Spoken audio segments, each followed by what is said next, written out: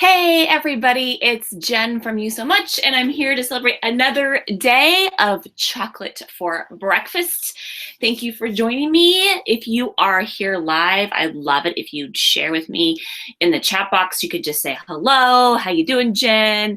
Happy Thursday, or you could tell me what you're celebrating and celebrate with me, or you could have a little chocolate with me, or tell me what it is that you would rather have instead to celebrate with. And of course, as always, I welcome your suggestions for good chocolates because I'm always looking for something yummy and good.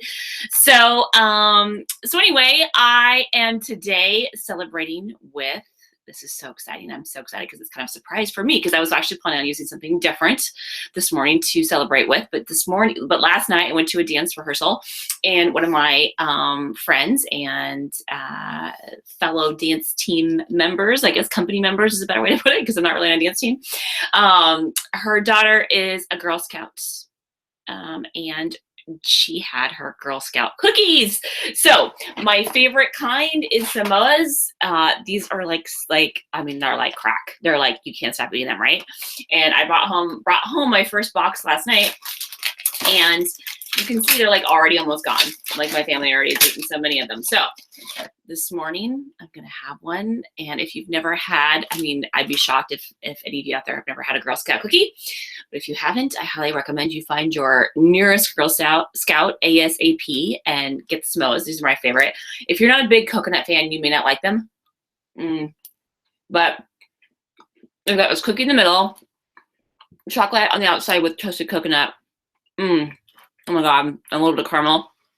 They are so dang good. And I'm really glad they're not available year round because I really don't need them all year round. So they are a nice treat to have with celebration and chocolate for breakfast. So highly recommend. They also, Girl Scouts makes like a peanut butter. A lot of people like this tingling kind. Their mint chocolate cookies are so good. And I'm not usually a huge fan of mint with chocolate. It's not my favorite combination.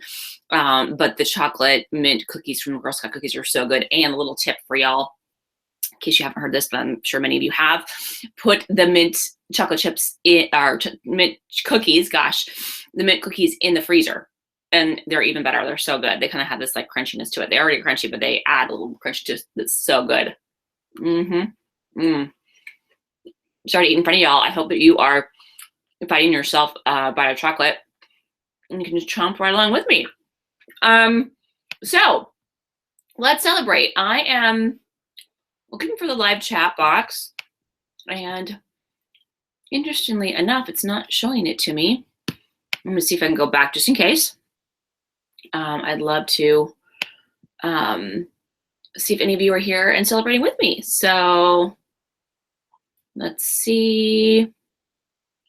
Oh, here we go.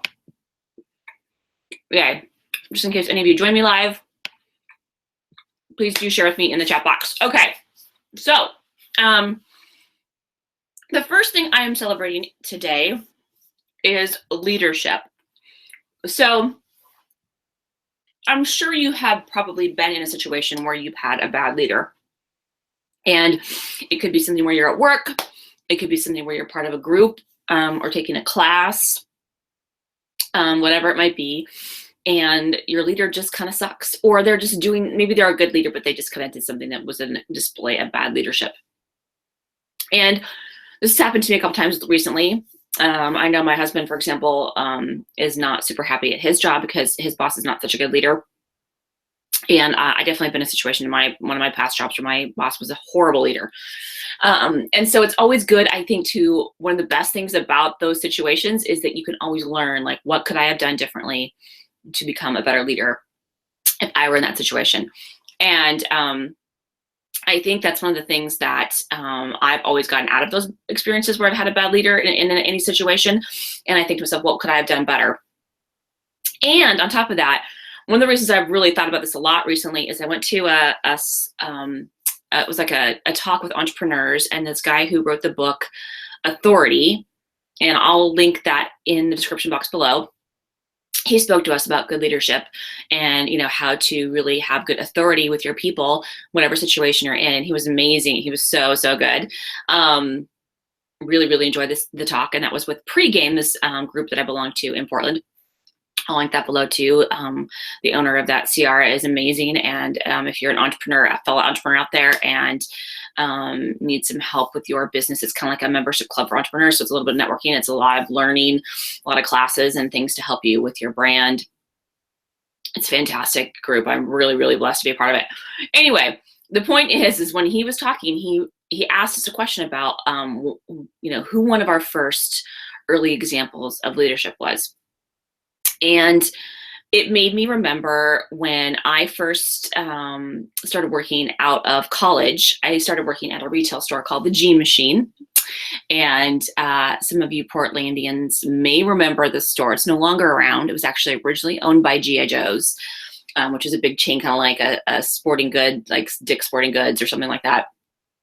And G.I. Joe's was this huge chain that had like really, it was like a huge sporting goods store. And they owned this retail store called G Machine. And it had like these big, like, those sewer pipes that are so huge you can walk into them.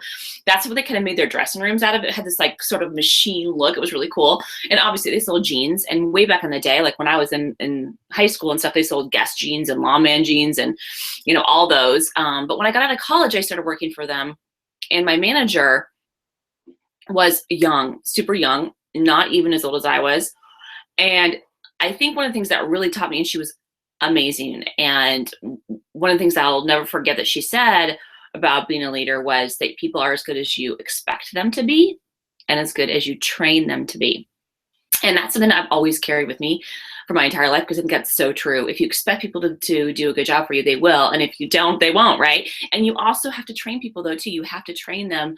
And people they are craving training. They want to learn from you. They want to be better at their job, whether their job is something they're being paid for or a volunteer or part of a group. People always want to contribute. And when you can get people to contribute and you expect them to do that, then you have so much more of this like well-run machine. So anyway, one of the things I think is really awesome though about her name was Laura, is that she showed me that it doesn't matter how old you are. You can be super young and you can be an amazing leader. And I think that was one of the things that really made an impression upon me at an early age when I first got into the working world. And I think it's something I didn't realize until I went to this talk the other day with this guy who wrote this book, Authority, is that really is something that really affected me deeply, is that I never really felt like I could be a good leader, that I couldn't be a good authority for people, because it didn't matter how old I was. It didn't really matter even how much experience I had. She had a ton of experience, which is why she had been working there in this retail store that sold jeans since she was in high school. And so she had a lot of experience, but she was just a really great leader. And it didn't matter. None of those things mattered. It mattered how she carried herself and how she trained her people and how she expected them to do well. And so anyway, that really made an impression upon me. And it made me think back to, I was really lucky to have a really early example of somebody who really helped me believe in myself early on. And it didn't, like I said, it didn't matter how old I was, it didn't matter how young I was, but now it doesn't matter how old I am, right? I mean, I really feel that I can accomplish anything regardless of what age I am. And she really helped teach that to me from her own example. So thank you, Laura. I doubt you're watching these videos. I have actually no idea where you're at right now. I think you're still in the Portland area. Someone told me you were in the fitness business. So if you happen to see this video someday, I am celebrating you, and I'm celebrating what a great example of leadership you impressed upon me in my life. So celebrations all around. The second thing I am celebrating today is I am celebrating laughter. I recently heard this podcast, me and my podcast, and they were talking about how children laugh something like an average of, I want to say it was like around 37 times a day, something like that. That's an average. And that adults only laugh like 5 times a day, which to me is crazy. I know for sure I laugh more than 5 times a day. I'm just somebody who laughs a lot. I love to find humor in things, and I love to laugh at myself, actually.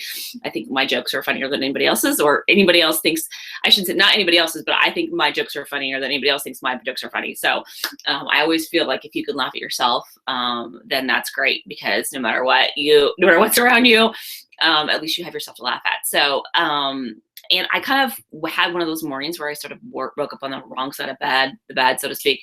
I just started like, kind of like feeling kind of melancholy and sad and whatever for no reason. But I know for sure laughter is the thing that will help pick me up and will help make me better today. So I'll probably make an effort to watch a couple YouTube videos and do some fun things to help improve my mood and make sure that I continue to laugh more than 5 times a day. And so I am celebrating laughter. I'm celebrating the fact that I love to laugh. I have a really loud, obnoxious laugh. Some people really find it awesome, and some people are like, elbowing me in the middle of a movie when I'm like the only person laughing really loud. My mother-in-law used to help out with this after school program for her grade school, and they would perform plays at the school.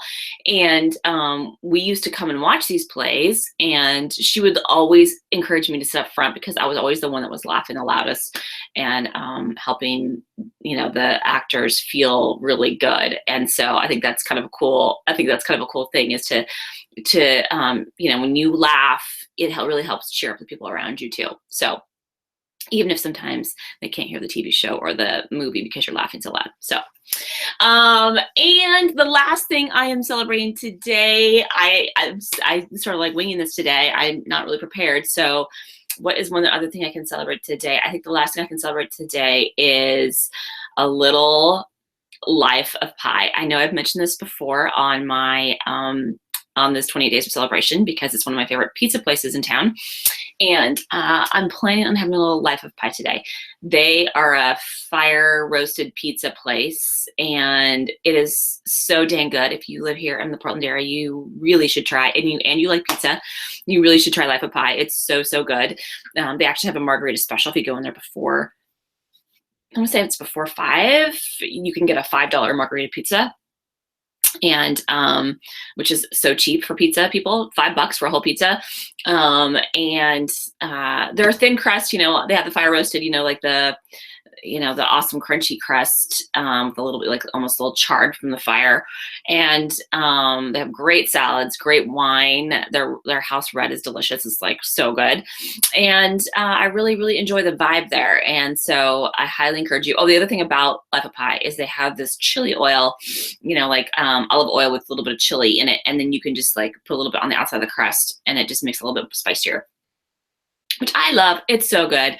So that is the last thing I'm going to celebrate today, is a little life of pie. And I do not see anybody in the chat box, maybe because, again, I started just a tad late at 9:30.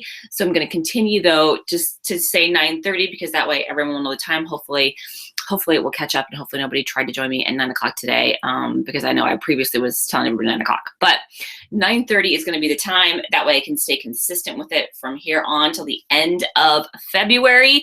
And shout out to Evan Carmichael, who reminded me yesterday that I'm halfway through my 28 days. Yesterday was my 14th day. So we've still got, and now it's on my 15th day. So we still have 13 more days, people.